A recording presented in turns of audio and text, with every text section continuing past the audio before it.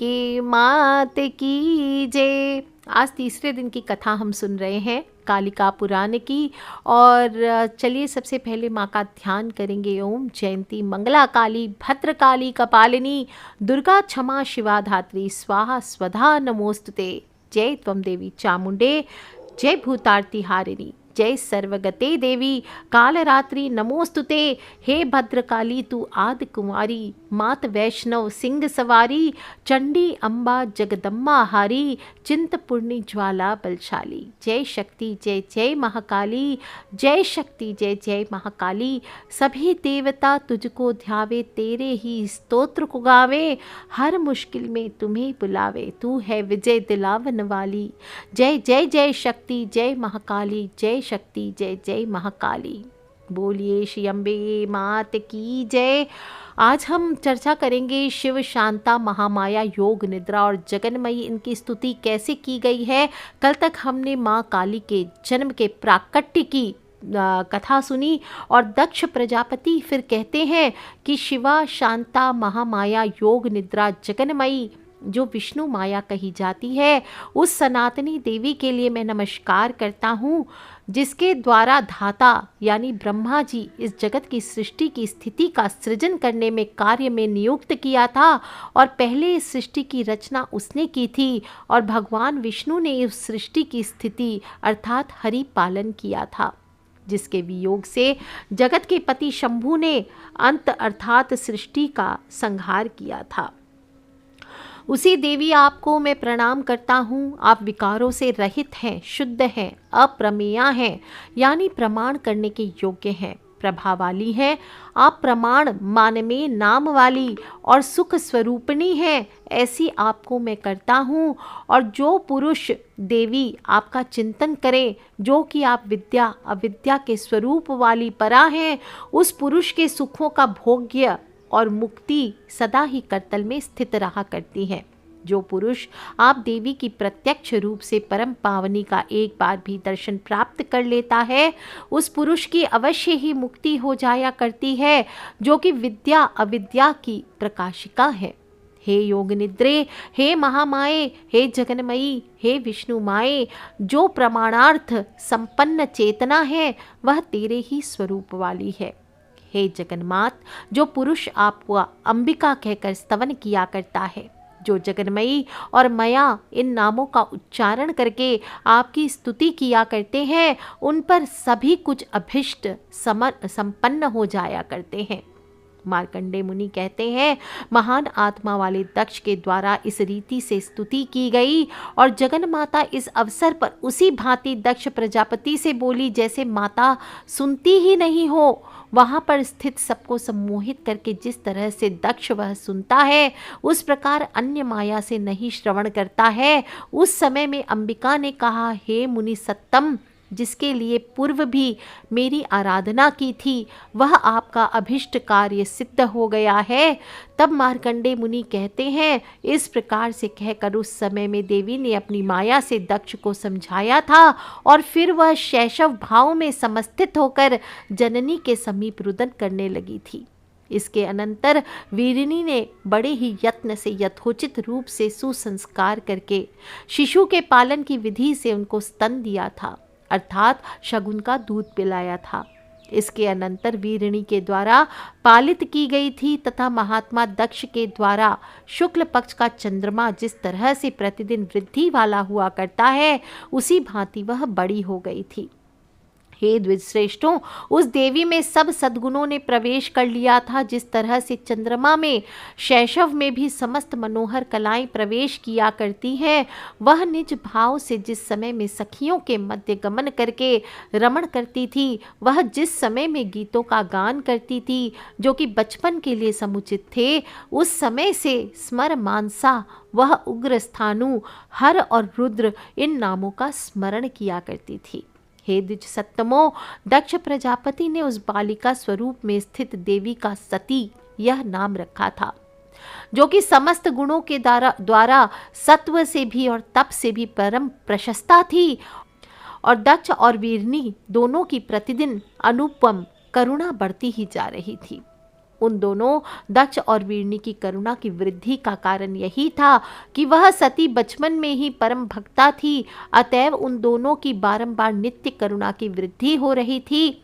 हे नरोत्तमों, वह समस्त परम सुंदर गुणों से समाक्रांत थी और सदा ही नवशालिनी थी, अतएव उसने सती ने अपने माता पिता को परम अधिक संतोष दिया था, अर्थात वे अतीव संतुष्ट थे। इसके अनंतर एक बार ऐसी घटना घटित हुई थी कि उस सती को अपने पिता दक्ष के पार्श्व में ब्रह्मा नारद इन दोनों ने देखा था, जो कि इस भूमंडल में परम शुभा और रत्नभूता थी। वह सती भी उन दोनों का दर्शन प्राप्त करके समुत्पन्न हुई थी और उस समय विनम्रता से अवनत हो गई थी। इसके अनंतर उस सती ने देव ब्रह्मा जी और देवर्षि ने उस सती को प्रणाम किया था। प्रणाम करने के अंत में ब्रह्मा जी ने उस सती को विनय से अवनत स्वरूप का दर्शन किया था। तब नारद जी ने भी उस सती को यह आशीर्वाद देकर कहा था कि जो तुम्हारी प्राप्ति की कामना करता है और जिसको तुम अपना पति बनाने की कामना किया करती हो, उन सर्वज्ञ जगदीश्वर देव को अपने पति के स्वरूप में प्राप्त करो, जो अन्य किसी भी नारी को ग्रहण करने वाले नहीं हुए थे, ना ही ग्रहण करते थे, अन्य जाया को ग्रहण करेंगे भी नहीं। हे शुभे, वही आपके पति होवे जो अनन्य सदृश हैं, अर्थात जिनके सरीखा अन्य कोई भी नहीं है।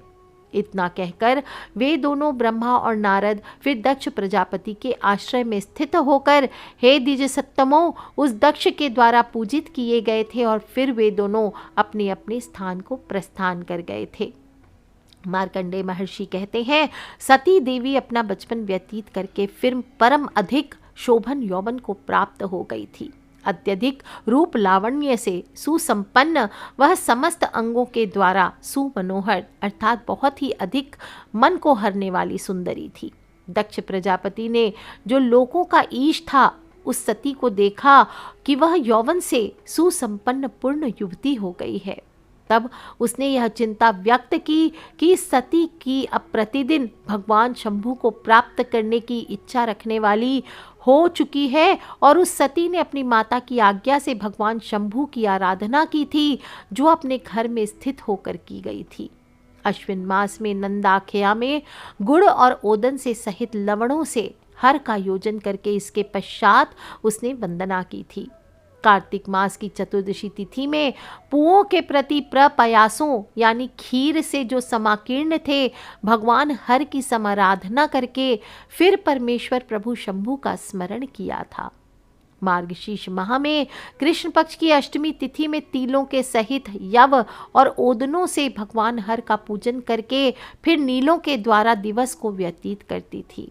और पौष माह में कृष्ण पक्ष की सप्तमी तिथि के दिन में रात्रि में जागरण करके प्रातः काल में शिव का उस सती ने कुसरान्न के द्वारा यज्ञ किया था और माघ माह की पूर्णमासी में रात्रि में जागरण करके गीले वस्त्र धारण करती हुई नदी के तट पर भगवान हर का पूजन किया करती थी। उस पूरे मास में भगवान शंभु में नियत मन वाली ने नियत आहार किया था, जो अनेक प्रकार के फलों और पुष्पों से ही किया गया था, जो भी उस काल में समुत्पन्न होने वाले थे। और माघ माह में विशेष रूप से कृष्ण पक्ष की चतुर्दशी में रात्रि जागरण करके देव का बेल पत्रों के द्वारा यजन किया करती थी।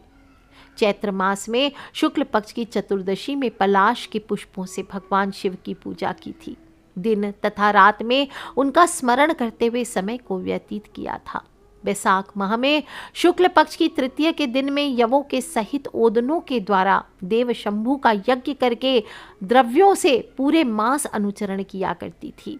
वृषवाहन प्रभु का स्मरण करती हुई उस सती ने निराहार रहकर जेठ माह की पूर्णिमा तिथि में वृषभ वाहन देव का यज्ञ कर वसनों से और पुष्पों के द्वारा उसको पूर्ण किया था। आषाढ़ माह की चतुर्दशी तिथि में, जो कि शुक्ल पक्ष की थी, कृतिवासा देव का बृहति के पुष्पों के द्वारा यज्ञ करके उसी भांति पूजन किया था।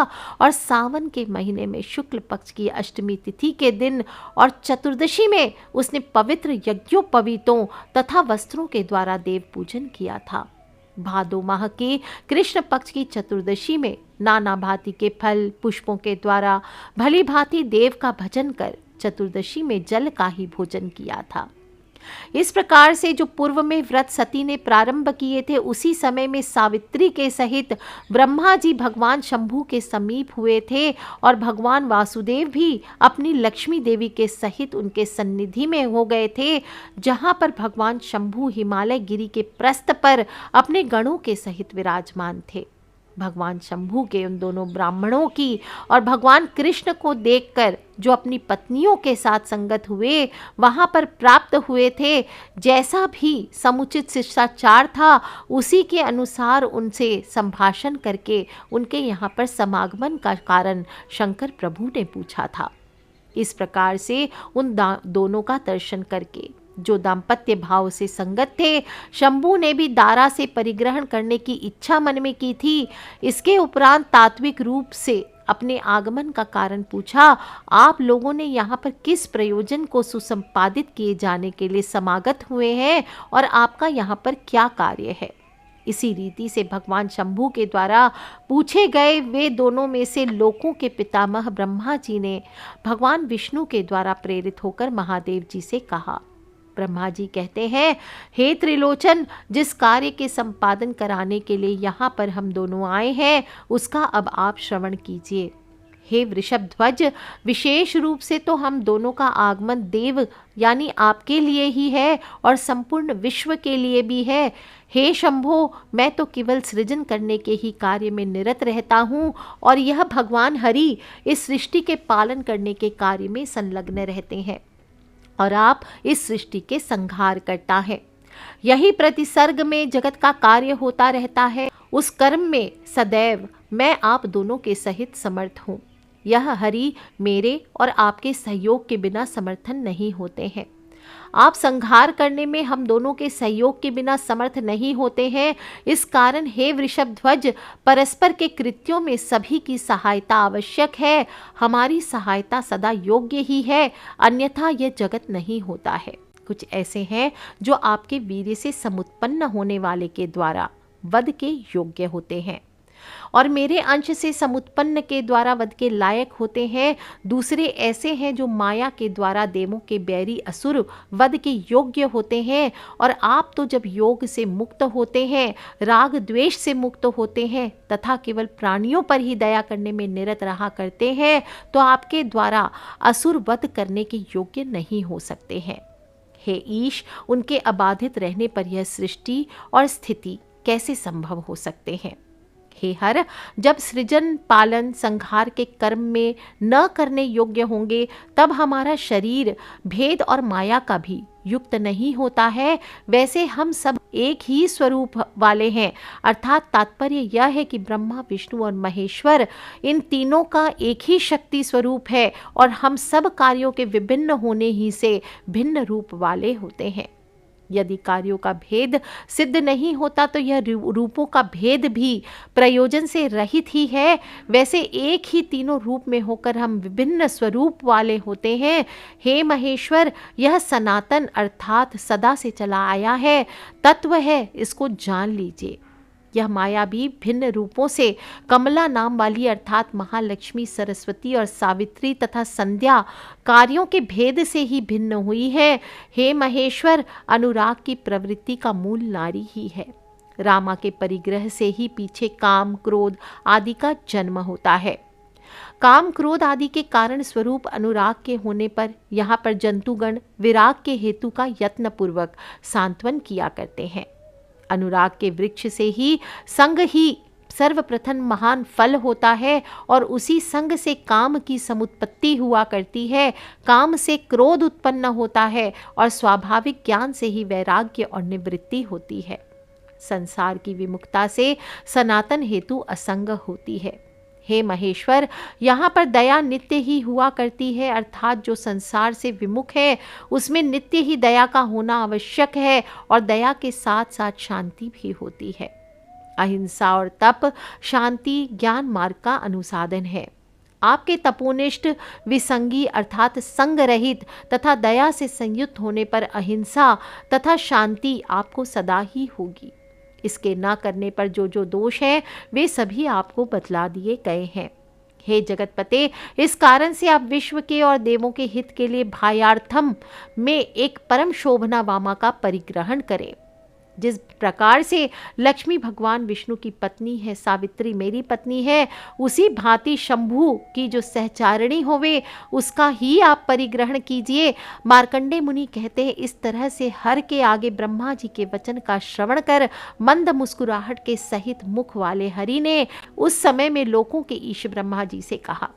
कहते हैं, जो आपने कहा है वह इस प्रकार से तथ्य है ब्रह्मा जी, यह विश्व के ही निमित्त से होना चाहिए, किंतु स्वार्थ से भली भांति ब्रह्मा के चिंतन करने से मेरी प्रवृत्ति नहीं होती है, तो भी वह मैं करूंगा जो जगत की भलाई के लिए आप कहेंगे। सो हे महाभाग, आप श्रवण कीजिए। जो मेरे तेज को सहन करने में भागशः समर्थ हो, यहाँ पर भार्या के ग्रहण करने में उसी को आप बतलाइए, जो योगिनी और काम रूपिणी दोनों होवे। जब मैं योग में युक्त हूँ उस अवसर पर उसी भांति वह भी योगिनी हो जावे, और जिस समय में मैं काम वासना में आसक्त हूँ वह अवसर पर वह मोहिनी हो जावे। हे ब्रह्मा जी, भार्या के लिए उसी को आप बतलाइए जो वर वर्णिनी होवे। वेदों के ज्ञाता महामनीषीगण जो अक्षर को जानते हैं, जिस अक्षर का ज्ञान रखते हैं, उसी परम ज्योति के स्वरूप वाले को जो सनातन है मैं चिंतन करूँगा। हे ब्रह्मा जी, मैं उसी की चिंता में सदा आसक्त होता हुआ भावना को गमन किया करता हूँ, अर्थात भावना में निमग्न हो जाता हूँ। उस भावना में जो विघ्न डालने वाली हो वह मेरी होने वाली वाम ना होवे। हे महाभाग, आप अथवा विष्णु भगवान या मैं भी सब पर ब्रह्मा के रूप वाले हैं और एक दूसरे के अंगभूत हैं। जो योग्य हो उसका ही अनुचिंतन करो। हे कमलासन, उसकी चिंता के बिना मैं स्थित नहीं रहूँगा। उस कारण से ऐसी ही जाया को बतलाइए जो सदा मेरे कर्म के ही अनुगत रहने वाली होवे। मार्कंडे मुनि कहते हैं, संपूर्ण जगतों के स्वामी ब्रह्मा जी ने यह उनके वचन का श्रवण कर स्थिति के सहित प्रसन्न मन वाले होकर के यह वचन कहे थे। हे महादेव, जैसी आपने वर्णित की है वैसी ही एक है जो प्रजापति दक्ष की कन्या है, जिसका नाम सती है और वह परम शोभना है। वह ऐसी सुधीमती आपकी भार्या होगी। उसी को जो आपको पति के रूप में प्राप्त करने के लिए कामिनी है, उसको आप जान लीजिए। हे देवेश्वर, आप तो सभी आत्माओं में वर्तमान में रहने वाले हैं। मार्कंडे मुनि कहते हैं, इनके अनंतर ब्रह्मा जी के वचन के उपरांत भगवान मधुसूदन ने कहा कि जो कुछ भी ब्रह्मा जी ने कहा है वह आप सब करिए, उन शंकर प्रभु के द्वारा मैं वही करूँगा। ऐसा कहने पर वे दोनों ब्रह्मा और विष्णु अपने अपने आश्रमों को चले गए। ब्रह्मा जी और हरि भगवान बहुत ही प्रसन्न हुए, जो कि सावित्री और कमला से संयुक्त थे, और कामदेव भी महादेव जी के वचन का श्रवण करके अपने मित्र बसंत के सहित पत्नी रति के साथ आमोद से युक्त हो गए। उसने विविक्त रूप वाले होकर शंभु को प्राप्त कर निरंतर बसंत को विनियोजित कर वहीं पर स्थित हो गया। मार्कंडे ऋषि कहते हैं, इसके अनंतर सती ने पुनः शुक्ल पक्ष की अष्टमी तिथि में उपवास किया और अश्विन माह में देवेश्वर की भक्ति भाव से पूजन किया। इस तरह से इस नंदा व्रत के पूर्ण हो जाने पर नवमी तिथि में दिन के भाग में भक्ति भाव से परम अधिक विनम्र उस सती को भगवान हर प्रत्यक्ष हो गए, अर्थात सती के समक्ष में प्रत्यक्ष रूप से भोलेनाथ उपस्थित हो गए और प्रत्यक्ष रूप से हर का अवलोकन करके सती आनंद युक्त हृदय वाली हो गई थी। फिर उस सती ने लज्जा से अवनत होते हुए विनम्र होकर उनके चरणों में प्रणाम किया था। इसके अनंतर महादेव जी ने उस व्रत के धारण करने वाली सती से कहा, शिव स्वयं भार्या के लिए उसकी इच्छा करने वाले होते हुए उसके आश्चर्य के फल को प्रदान करने वाले हुए थे। ईश्वर ने कहा, हे दक्ष पुत्री, आपके इस व्रत से मैं परम प्रसन्न हो गया हूँ। अब आप वरदान का वरण कर लो, जो भी आपके अभिमत होवे। मार्कंडे मुनि कहते हैं, जगत के स्वामी महादेव उसके भाव को जानते हुए भी उस सती के वचनों के श्रवण करने की इच्छा से वरदान मांग लो, यह बोले थे। वह सती भी लज्जा से समविष्टा होती हुई कुछ भी हृदय में स्थित था उसके कहने में समर्थ ना हो सकी थी, क्योंकि बाला को जो भी मनोरथ अभिष्ट था वह लज्जा से समाच्छादित हो गया था, अर्थात लज्जावश उस अभिसिप्त को मन में ही रखकर वह कुछ न बोल सकी थी। इसी बीच में कामदेव उस समय में अभिप्राय के सहित हर की नेत्र, मुख और व्यापार से चिन्हित प्राप्त करके विवर चाप का पुष्प हेति के द्वारा संधान करने वाला हो गया था। इसके अनंतर हर्षण बाण के द्वारा उसने हर के हृदय का भेदन कर दिया था। इसके उपरांत हर्षित शंभु ने फिर एक बार सती को देखा। उस समय में परमेश्वर शिव ने परम ब्रह्म के चिंतन को एकदम के लिए भुला दिया था। फिर इस कामदेव ने मोहन बाण के द्वारा भगवान हर को बेधित किया। तब हर्षित होकर शंभु इस अवसर पर बहुत अधिक मोहित हो गए थे। हे द्विजातमो, जब उन्होंने इस मोह और हर्ष को व्यक्त कर दिया तो वह माया के द्वारा भी विमोहित हो गए थे। इसके अनंतर सती ने अपनी लज्जा को स्तंभित करके जिस समय में हर से वह बोली थी, हे वरद, मेरे अभीष्ट वर इस अर्थ को करने वाले को प्रदान करिए, उस समय में सती के वाक्य के अवसान की प्रतीक्षा न करके ही वृषभध्वज ने दाक्षायणी से पुनः मेरी भार्या हो जाओ कहला दिया था। हर के यह वचन सुनकर जो अभीष्ट के फल का भावना से युक्त था, वह सती मनोगत वर की प्राप्ति करके परम प्रमुदित होती हुई मौन होकर स्थित हो गई थी। हे द्विजोत्तमो, काम वासना से समन्वित महादेव जी वहां पर ब्रह्म चारुहास वाली सती के द्वारा अपने हावों और बाहों से वश में कर लिया था और उस समय में अपने भावों का आदान प्रदान करके श्रृंगार नामक रस में उन दोनों ने प्रवेश किया।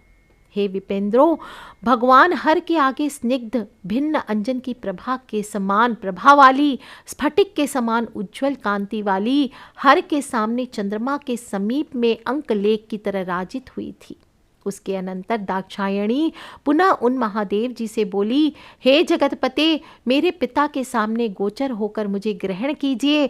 इसके अनंतर कामदेव ने यह देखकर रति और अपने मित्र वसंत के साथ प्रसन्नता से युक्त होकर निरंतर अपने आप को अभिनंदित किया था। हे द्विजोत्तमो, इसके अनंतर दाक्षायणी ने शंभु को समाश्वासित करके हर्ष और मोह से समन्विता होती हुई सती माता समीप हो गई थी। भगवान हर भी हिमालय के प्रस्थ से प्रवेश करके, जो कि उनका आश्रम था, दाक्षायणी के विप्रलंब के दुख से ध्यान में पारायण हो गए थे। इसके उपरांत विप्रलब्ध भी अर्थात वियोग से युक्त होते हुए ब्रह्मा जी के वाक्य का स्मरण किया था कि जाया के परिग्रहण के अर्थ में पद्मयोनि ने कहा था, पहले विश्वास से ब्रह्म वाक्य के पर का स्मरण करके ही वृषभध्वज मन से ब्रह्मा जी का चिंतन करने लगे थे। इसके अनंतर चिंतन किए हुए यह परम श्रेष्ठी त्रिशूली के आगे शीघ्र ही इष्ट की सिद्धि से प्रेरित हुए प्रशिष्ट हुए थे। जहाँ पर हिमालय के प्रस्थ में यह विप्रलब्ध भगवान शंभु विराजमान थे और सावित्री के सहित ब्रह्मा जी वहाँ पर उपस्थित हुए।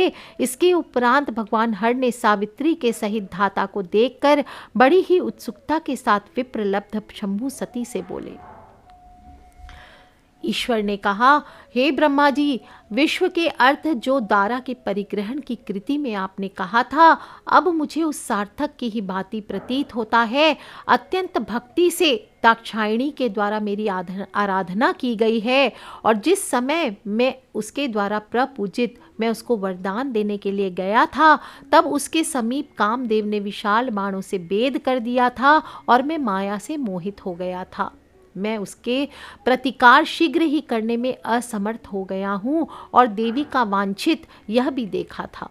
हे विभो, व्रत की भक्ति से प्रसन्नता से समन्वित मैं उसका भर्ता हो जाऊं, इससे हे प्रजापते, अब आप विश्व के लिए और मेरे लिए ऐसा करें कि दक्ष प्रजापति मुझे आमंत्रित करके अपनी पुत्री को मुझे शीघ्र ही प्रदान कर देवे। आप दक्ष के भवन में गमन कीजिए और मेरा वचन उनसे कहिए कि जिस प्रकार से सती का वियोग भस्म हो जावे, वैसा ही आप पुनः करें। मार्कंडे मुनि कहते हैं, इस प्रजापति के सकाश में महादेव जी ने यह इतना कहकर उन्होंने सावित्री का अवलोकन किया था तो उनको सती का विप्र योग विशेष बढ़ गया था। लोकों के ईश ब्रह्मा जी ने उनसे संभाषण करके आनंद से संयुक्त कृत्य अर्थात सफल हो जाए और उन्होंने जगतों का हित तथा शिव का हित कर यह वचन कहा था ब्रह्मा जी ने कहा, हे वृषभध्वज, हे भगवान, हे शंभो, जो आप कहते हैं उसमें विश्व का अर्थ तो सुनिश्चित ही है, इसमें आपका स्वार्थ नहीं है और ना कोई मेरा स्वार्थ है। दक्ष तो अपनी पुत्री को आपके लिए स्वयं ही दे देगा और मैं भी आपके वाक्य को उसके ही समक्ष कह दूंगा। मार्कंडेय मुनि ने कहा, लोक पितामह ब्रह्मा जी ने यह महादेव जी से कहकर अतीव वेग वाले स्पंदन द्वारा दक्ष प्रजापति के निवास स्थान पर गए थे। इसके अनंतर उधर दक्ष भी संपूर्ण वृत्तांत सती के मुख से सुनकर चिंता कर रहा था कि मेरी पुत्री शंभु को कैसे दे दी जावे। आए हुए भी महादेव परम प्रसन्न होकर चले गए थे। वह भी पुनः ही सुता के लिए कैसे इच्छित है, अथवा मुझे उनके निकट शीघ्र ही कोई दूत भेजना चाहिए। यह योग्य नहीं है कि यदि विभु अपने लिए इसको ना ग्रहण करे तो एक अनुचित ही बात होगी। मैं उन्हीं वृषभध्वज की पूजा करूंगा कि जिस तरह से वह स्वयं ही मेरी पुत्री के स्वामी हो जावे, ही इसी के द्वारा अत्यंत प्रयत्न के साथ अतीव वांछा करती हुई से पूजित हुए हैं। शंभु मेरे भर्ता हुए और इस प्रकार से उन्होंने उसे वर भी दिया। इस रीति से दक्ष चिंतन कर रहे थे कि उसी समय में ब्रह्मा जी उसके आगे समुपस्थित हो गए। वे हंसों के रथ में सावित्री के साथ ही विराजमान थे और प्रजापति दक्ष ने ब्रह्मा जी को देखकर उनका प्रणिपात किया। प्रणाम कर उनको विनम्र स्थिति में हो गए थे। उसने उनको आसन दिया और यथोचित रीति से संभाषण किया था। इसके अनंतर उन सब लोगों के ईश से वहां पर आगमन का कारण दक्ष ने पूछा था। हे विपेंद्रों, वह दक्ष चिंता से आविष्ट भी था किंतु हर्षित भी हो रहा था। दक्ष ने कहा, हे जगतों के गुरुवर, यहाँ पर आपके आगमन का कारण बतलाइए। आप पुत्र के स्नेह से अथवा किस कार्य के वश में इस आश्रम में समागत हुए हैं। मार्कंडेय मुनि कहते हैं, इस प्रकार से महात्मा दक्ष के द्वारा पूछे गए सुर श्रेष्ठ ने उस प्रजापति दक्ष को आनंदित करते हुए हंसकर यह वाक्य कहा था। ब्रह्मा जी ने कहा, हे दक्ष सुनिए, मैं तुम्हारे जिस कार्य के लिए यहाँ पर समागत हुआ हूँ वह कार्य लोगों का हितकर है तथा पथ्य है और आपका भी अभिसिप्त है। तेरी पुत्री ने जगत के पति महादेव की समाराधना करके जो वर प्राप्त करने की उनसे प्रार्थना की थी वह आज स्वयं ही गृह में समागत हुए हैं। शंभु ने आपकी पुत्री के लिए आपके समीप में मुझे पुनः प्रस्थापित किया है। जो कृत्य परम श्रेय है उसका अवधारण करिए। जिस समय वरदान देने को वे आए थे तभी से लेकर आपकी पुत्री के वियोग से शीघ्र ही कल्याण की प्राप्ति नहीं कर रहे हैं। कामदेव ने भी उस समय अत्यधिक वेधन किया था। उसे जगत के प्रभु का वेधन सभी पुष्कर बाणों से एक ही साथ किया था और वह कामदेव के द्वारा बाणों से विद्ध होकर आत्मा का परिचिंतन त्याग कर जैसे कोई सामान्य जन हो उसी भांति अतीव व्याकुल वाणी को भुलाकर विप्र योग से गणों के आगे अन्य कृति में भी सती कहाँ है, सती कहाँ है ऐसा बोला करते हैं। मैंने जो पूर्व में चाहा था, आपने तथा कामदेव ने जो पूर्व में इच्छा की थी, मरीचि आदि मुनिवरों ने जिसकी इच्छा की थी, हे पुत्र वह कार्य अब सिद्ध हो गया है। आपकी पुत्री के द्वारा शंभु की आराधना की गई थी और वे भी तुम्हारी पुत्री के विचिंतन से हिमवदगिरी में अनुमोदन करने के लिए इच्छुक हैं। जिस प्रकार से अनेक प्रकार के भावों के द्वारा सती ने नंदा के व्रत से शंभु की आराधना की थी, ठीक उसी भांति उनके द्वारा सती की आराधना की जा रही है। इसलिए हे दक्ष, शंभु के लिए परिकल्पित अपनी पुत्री सती को बिना विलंब किए हुए उनको दे दो। उसी से आपकी कृतकृत्यता अर्थात सफलता है। मैं उनको नारद द्वारा आपके आलय में ले आऊंगा। उसके लिए आप भी इस सती को जो कि उन्हीं के लिए परिकल्पित है उन्हें दे दीजिए। मार्कंडेय मुनि कहते हैं, दक्ष ने कहा ऐसा ही होगा। यह दक्ष ने ब्रह्मा जी से कहा था और ब्रह्मा जी भी वहां से उसी स्थान पर चले गए जहां पर भगवान शंभु विराजमान थे। और ब्रह्मा जी के चले जाने पर दक्ष प्रजापति भी अपनी दारा और तनया के साथ आनंद युक्त हो गया था। पीयूष से परिपूरित की ही भांति पूर्ण देह वाला हो गया था। इसके अनंतर कमल आसन ब्रह्मा जी भी मोद से प्रसन्न होकर महादेव जी के समीप प्राप्त हुए थे। हिमालय पर्वत पर संस्थित थे और वृषभ ध्वज ने उन आते हुए लोकों के सृष्टा को देखकर सती की प्राप्ति में बारंबार मन में संशय कर रहे थे। इसके अनंतर दूर से ही साम से समन्वित ब्रह्मा जी को महादेव जी ने, जो काम वासना की भस्म को धारण किए थे, कामदेव द्वारा उन्मादित हो गए थे, कहते हैं, हे ब्रह्मा जी, आपके पुत्र दक्ष ने सती के अर्थ में स्वयं क्या कहा? आप मुझे बतलाइए, जिससे कामदेव के द्वारा मेरा हृदय विदीर्ण न किया जावे। बाधमान विप्र योग सती के बिना मुझको हनन कर रहा है। हे सुरश्रेष्ठ, यह कामदेव अन्य सब प्राणियों का त्याग कर मेरे ही पीछे पड़ा हुआ है। हे ब्रह्मा जी, वह सती जिस तरह से भी मुझे प्राप्त हो जाए वही आप शीघ्र करिए। ब्रह्मा जी ने कहा, हे वृषभध्वज, सती के अर्थ में जो मेरे पुत्र ने कहा उसको आप सुनिए और आपका साध्य सिद्ध हो गया है, यही अवधारित कर लीजिए। उसने कहा कि मुझे मेरी पुत्री उन्हीं के लिए देने के योग्य है और उनके लिए ही वह परिकल्पिता है। यह कर्म तो मुझे भी अभिष्ट था ही, किंतु अब आपके वाक्य से पुनः अधिक अभिसिप्त हो गया है। मेरी पुत्री के द्वारा शिव सम आराधित किए गए हैं और इसी के लिए उसने स्वयं ही ऐसा किया है और वे शिव भी उनकी इच्छा करते हैं, अर्थात सती को भार्या के रूप में पाना चाहते हैं। इसी कारण से मुझे इसको हर के लिए ही देना चाहिए, अर्थात मैं उन्हीं को दूंगा। वे शिव किसी शुभ मुहूर्त और शुभ लग्न में मेरे समीप आ जावें। हे ब्रह्मा जी, उसी समय मैं भिक्षार्थ में शंभू के लिए अपनी पुत्री सती को दे दूंगा। हे वृषभध्वज, दक्ष ने यही प्रसन्नता के साथ कहा था। इसके लिए आप किसी परम शुभ मुहूर्त में उस सती की अनुयाचना करने के लिए उन दक्ष के समीप गमन कीजिए। तब ईश्वर कहते हैं, मैं आपके साथ तथा महात्मा नारद जी के साथ ही यहाँ से गमन करूंगा। हे जगतों के द्वारा पूज्य, हे महापूज्य, इस कारण से आप शीघ्र अतिशीघ्र ही नारद जी का स्मरण करिए और मरीचि आदि 10 मानस पुत्रों का भी स्मरण करिए। उन सब के साथ ही मैं अपने गणों सहित दक्ष के निवास स्थान पर जाऊंगा। इसके अनंतर कमल आसन प्रभु के द्वारा वे सब स्मरण किए गए, जो मन के समान वेग वाले ब्रह्मा जी के पुत्र नारद के ही सहित थे। और मार्कंडेय मुनि कहते हैं, फिर वहां पर देवर्षि नारद जी के सहित सभी मानस पुत्र समागत हो गए और वे सब ब्रह्मा जी के द्वारा किए हुए केवल स्मरण से ही, बात के द्वारा विशेष प्रेरित जैसे होवे वैसे ही सब वहां उपस्थित हो गए।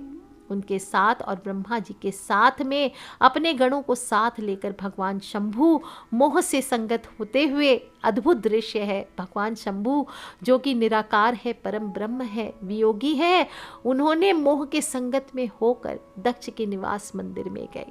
इसके अनंतर उनके कर्म के योगी काल के आने पर गणों ने शंख, पट्टह, डिंडिम, सूर्यवंशी को वादित किया और आनंद से युक्त होकर शंकर का अनुगमन किया। कुछ ताल बजा रहे थे, कोई करतलों के द्वारा अघ्री तल की ध्वनि कर रहे थे। वे सब अपने अपने अति वेग वाले विमानों के द्वारा वृषभध्वज का अनुगमन करते थे। अनेक तरह की आकृतियों वाले गण भारी कोलाहल करते हुए, बुरी तरह की ध्वनि को करने वाले शब्दों के योग से ही वहां से अर्थात शिव के आश्रम से निर्गत हुए थे। और इसके उपरांत आनंद से युक्त देव, गंधर्व, अप्सराओं के गण वाद्यों के द्वारा मोह को करते हुए, नृत्यों से समन्वित होते हुए वृषभध्वज का अनुगमन कर रहे थे। हे विपेंद्रों, गंधर्वों तथा गणों के उस शब्द से सब दिशाएं तथा समस्त वसुंधरा परिपूरित हो गए थे, अर्थात ध्वनि सर्वत्र फैलकर भर गई थी। कामदेव भी अपने गणों के सहित श्रृंगार रस आदि के साथ काम को मोहित करता हुआ अनुगत हुआ था। भार्या के लिए भगवान हर के गमन करने पर उस समय में समस्त सुर, ब्रह्मा आदि स्वयं ही मनोहर शब्द कर रहे थे। और हे द्विज श्रेष्ठों, सभी दिशाएं सुप्रसन्न हुई थी, परम शांत अग्नियां प्रज्वलित हो गई थी और आकाश से पुष्पों से समन्वित हो गए थे। जो कोई भी अस्वस्थ थे वे सभी प्राणी स्वस्थ हो गए थे।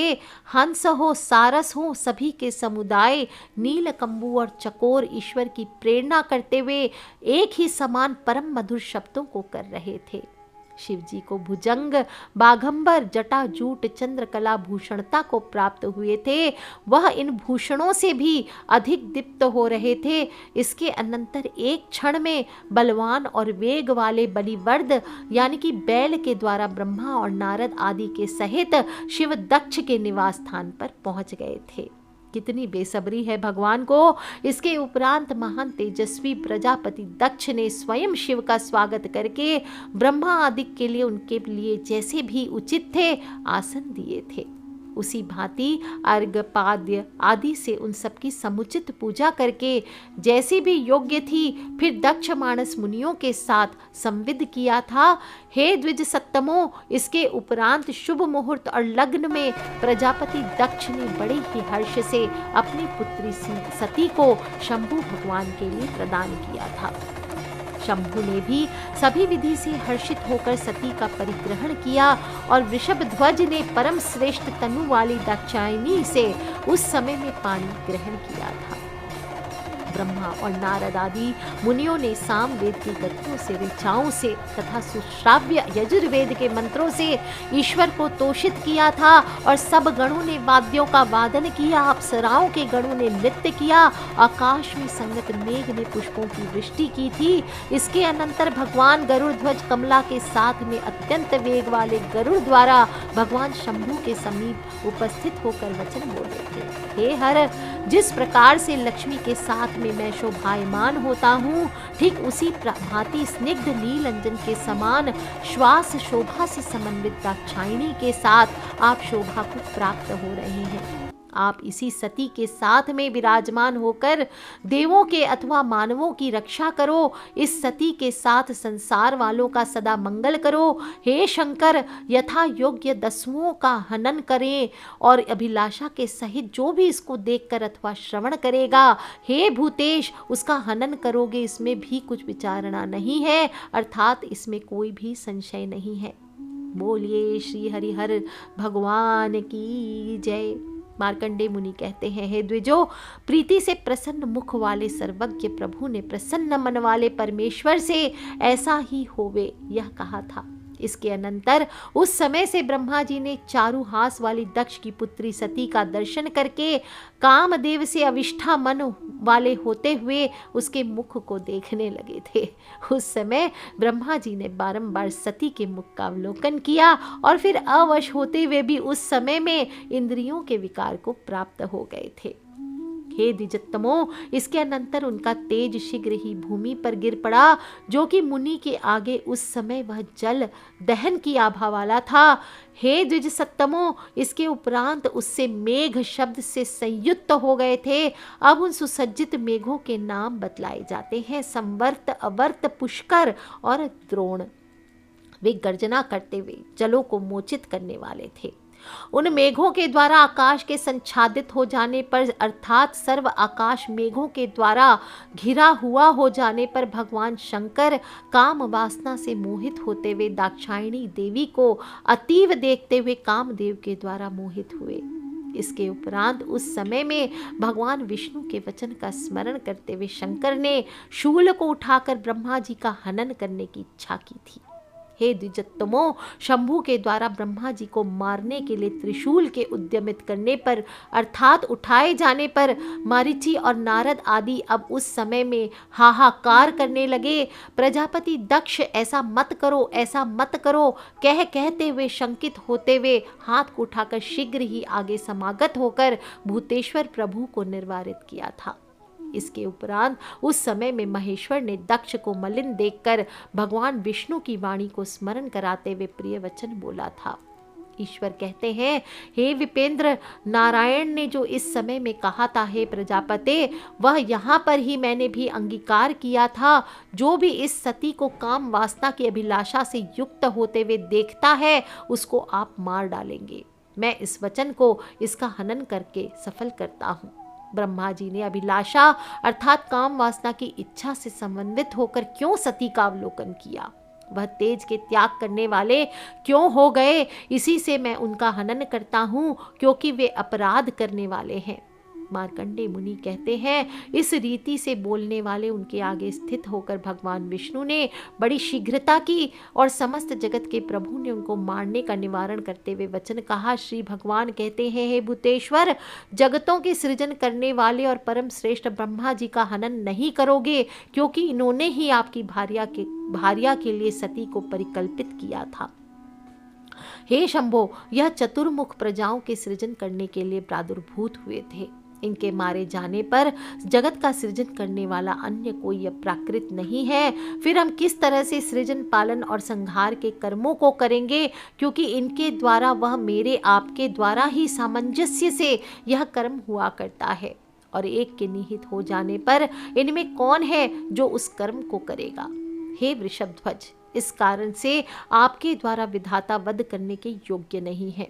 तब ईश्वर कहते हैं, मैं इन चतुरानन ब्रह्मा को मारकर अपनी प्रतिज्ञा को पूर्ण करूंगा। बाकी रही प्रजा सृजन की बात, सो मैं अकेला ही प्रजाओं का जो भी स्थावर और जंगम है सृजन कर दूंगा। मैं अन्य विधाता का सृजन कर दूंगा, मैं ही अपने तेज से कर दूंगा, और मेरे द्वारा निर्मित एवं सृजित विधाता सृष्टि के करने वाले होंगे, जो सर्वदा मेरी अनुज्ञा से ही काम करेंगे। हे विभो, मैं ही ब्रह्मा को मारकर अर्थात ब्रह्मा का वध करके अपनी प्रतिज्ञा का पालन करते हुए, हे चतुर्भुज, एक सृजन करने वाले का सृजन करूंगा। आप मुझे वारित ना कीजिए। मार्कंडेय मुनि कहते हैं, इस प्रकार से भगवान भोलेनाथ बहुत ही अत्यंत क्रोध में भगवान चतुर्भुज ने गिरीश के इस वचन का श्रवण करके मंद मुस्कान से युक्त प्रसन्न मुख वाले होते हुए, फिर भी ऐसा मत करो, ऐसा मत करो, यह कहते हुए जैसे बच्चे को बहलाने की कोशिश करते माता पिता हंस हंस कर, इस प्रकार से कहते हुए बोले कि प्रतिज्ञा की पूर्ति आत्मा में करना योग्य नहीं होता।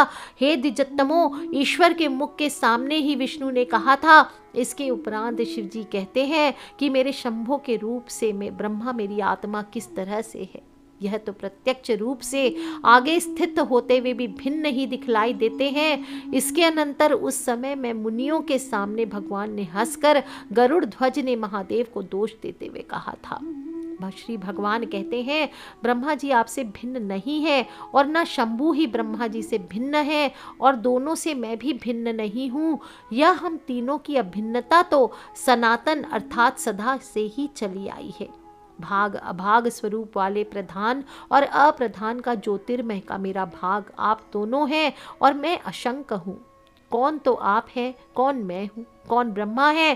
तीनों ही हम परमात्मा के अंश हैं। सृजन, पालन और संहार के कारण ये भिन्न हैं। आप अपनी आत्मा में ही संस्तव करो। तब ब्रह्मा विष्णु और शंभु को एकत्रित हुए हृदय करो। जिस तरह एक ही धर्मी के शिर, ग्रीवा आदि के भेद से अंग होते हैं, हे हर, ठीक उसी भांति मेरे एक के ही ये तीनों भाग हैं। जो ज्योति सबसे उत्तम है, जो अपने और पराये प्रकाश रूप है, कुटस्थ है, अव्यक्त है और अनंत रूप से युक्त है, नित्य है, दीर्घ है, आदि विशेषणों से हीन तथा वह पर है, उस रीति से हम तीनों अभिन्न हैं। मार्कंडेय मुनि कहते हैं, उन भगवान के इन वचनों को श्रवण करके महादेव विमोहित हो गए। वह अभिन्नता का ज्ञान रखते हुए भी अन्य चिंतन से सदा ही विस्मृत होने से ही उनको अभिन्नता का ज्ञान नहीं हो रहा था। उन्होंने फिर भी गोविंद से त्रिवेदियों की अभिन्नता को पूछा था। ब्रह्मा, विष्णु, त्रयंबकों का और एक को विशेषक पूछा था। इसके अनंतर पूछे गए नारायण ने शंभु से कहा था और तीनों देवों का अनन्यता और एकता को प्रदर्शित किया। इसके उपरांत विष्णु भगवान के मुख कमल से, कोश से अन्यता का श्रवण करके तथा विष्णु विधि और ईश के तत्व में स्वरूप को देखकर शिव ने पुष्प मधु से प्रकाश विधाता को नहीं मारा था। ऋषिगणों ने कहा, भगवान जनार्दन ने तीनों देवों की जो अनन्यता को कहा था, हे द्विजोत्तम, शंभु के लिए सदा अद्वैय के श्रवण करने की इच्छा रखते हैं, अथवा गरुड़ ध्वज ने कैसे एकत्व को दिखाया था, सो हे विपेंद्र, इसको बतलाइए, हम बहुत ही अधिक कौतूहल में हैं। मार्कंडेय मुनि ऋषि से कहते हैं, हे मुनिगणों, आप लोग श्रवण करिए। यह तीनों देवों की अनन्यता अर्थात उनके एकत्व का दर्शन परम गोपनीय है, और भगवान हर ने भगवान गोविंद से पूछा था और बहुत ही आदर के साथ संभाषण करके पूछा था। हे मुनि श्रेष्ठों, इन्होंने इनकी अभिन्नता का प्रतिपादन करने वाला यही कहा था। श्री भगवान ने कहा, यह जब भुवन वर्जित तमोमय अर्थात तम से परिपूर्ण था, यह अप्रज्ञात अलक्ष्य और सभी ओर से प्रसुप्त के ही तुल्य था। यहाँ पर दिन रात्रि का भाग नहीं है, न आकाश है, न काश्यपी है, न ज्योति है, न जल है, न वायु है, न किंचित संस्थित है। परम ब्रह्म एक ही था जो सूक्ष्म है, नित्य है, इंद्रियों की पहुंच से परे है। वह अव्यक्त है, ज्ञान रूप से द्वैत से ही परिपूर्ण है। प्रकृति और पुरुष ये दोनों सर्व सहित नित्य हैं। हे भूतेश्वर, काल भी स्थित है और एक ही जगत का कारण है। हे हर, जो एक परम ब्रह्म है वह स्वरूप से परे है। उसी जगत के पति के ये तीनों रूप नित्य हैं। काल नाम वाला दूसरा रूप है जो अनाद्य है और वह तो कारण है। वह सब भूतों का अवच्छेद से संगत होता है, फिर वह अपने प्रकाश से भास्व द्रूप वाला प्रकाशित होता है। पहले सृष्टि की रचना करने के लिए अतुल रूप से स्वयं प्रकृति से क्षोभ युक्त हुआ करता था। प्रकृति के संक्षुब्ध हो जाने पर महतत्व की उत्पत्ति हुई थी। पीछे महतत्व से 3 प्रकार का अहंकार समुत्पन्न हुआ था और अहंकार के समुत्पन्न होने पर शब्द तन्मात्रा से विष्णु ने आकाश का सृजन किया था। जो आकाश अनंत है, मूर्ति से रहित है, अर्थात आकाश में कोई भी मूर्ति नहीं है। इसके उपरांत महेश्वर ने रस तन्मात्र से जल का सृजन किया था और उस समय वह अपनी माया से निराधार ने स्वयं ही उसे धारण किया था।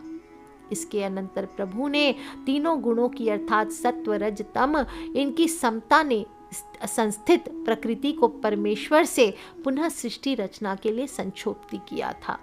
इसके पश्चात उस प्रकृति ने उस जल में त्रिगुण के भाग वाले निराकुल जगत के बीज स्वरूप को भली भांति सृजन किया था और वही निश्चित रूप से क्रम से ही वृद्ध महान सुवर्ण का अंड हुआ था और उस अंड ने गर्भ में ही उस संपूर्ण जल को ग्रहण कर लिया था और अंड के गर्भ में जल के स्थित हो जाने पर भगवान विष्णु ने उस अंड को आपकी ही माया से इस अतुल ब्रह्मांड को उस पे धारण किया था। जल, अग्नि, वायु, नभ यह सब वह अंडक बाहर से सब पार्श्व में और सभी ओर आच्छन्न हो गया था।